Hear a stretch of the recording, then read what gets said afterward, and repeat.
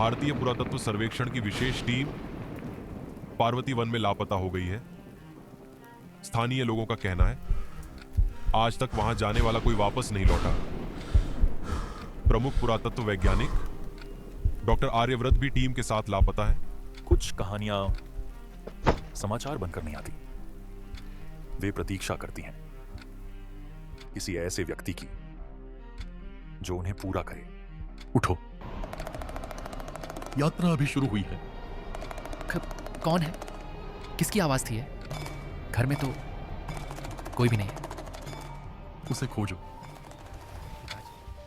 उस रात वह सोना चाहता था, लेकिन हर बार उसे वही आवाज सुनाई देती, उसे खोजो, उसे खोजो।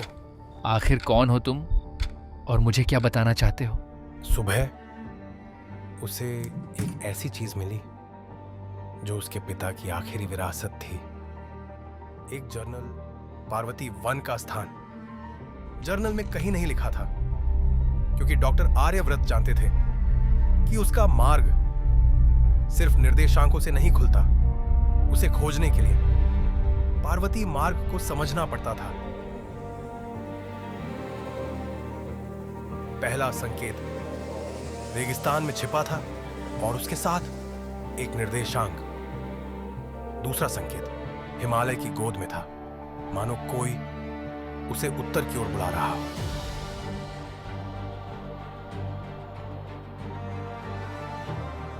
तीसरा संकेत समुद्र के किनारे मिला और तभी उसे पैटर्न समझ आया।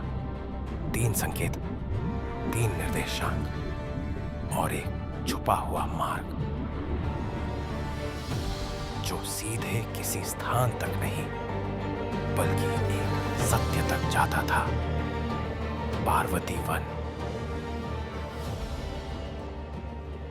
सैकड़ों किलोमीटर, हजारों प्रश्न, और अब उसकी यात्रा अपने अंतिम पड़ाव पर थी। पिताजी, यहीं तक आपका मार्ग था। अब आगे मुझे अकेले जाना होगा। कौन है? पहला कदम और दुनिया बदल गई, जैसे जंगल उसके आने की प्रतीक्षा कर रहा था। पहाड़ों में था, समुद्र के किनारे भी, और अब यही था। और जिसे दुनिया सिर्फ एक कथा समझती थी, वह उसके सामने था। हर उत्तर एक नए प्रश्न का द्वार खोलता है। जब कैलाश पर समय भी मौन था, तब 2 युवा शिवगण नंदी के सानिध्य में सेवा और रक्षा का अभ्यास कर रहे थे। कैलाश से जुड़ा एक पवित्र वन, जहां एक प्राचीन रहस्य युगों से सुरक्षित रखा गया था। उस रहस्य की रक्षा एक दिव्य प्राणी करता था, जिसे बहुत कम लोग जानते थे। अंधकार ने उनकी दृष्टि को भ्रमित कर दिया। उन्होंने समझा कि वही रक्षक विनाश का कारण है। कर्तव्य निभाने की जल्दबाजी में उन्होंने उसी रक्षक का वध कर दिया जो उस रहस्य की रक्षा कर रहा था।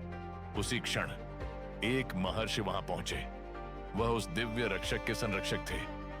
शक्ति थी पर विवेक नहीं, भक्ति थी पर धैर्य नहीं। मानव बनकर वही सीखोगे जो अमर होकर कभी नहीं सीख पाए।